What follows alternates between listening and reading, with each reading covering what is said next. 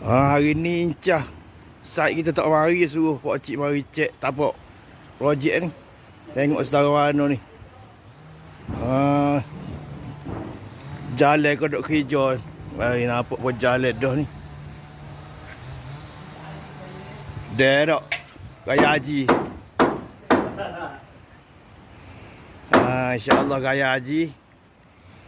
Dah guna tempat baru ni.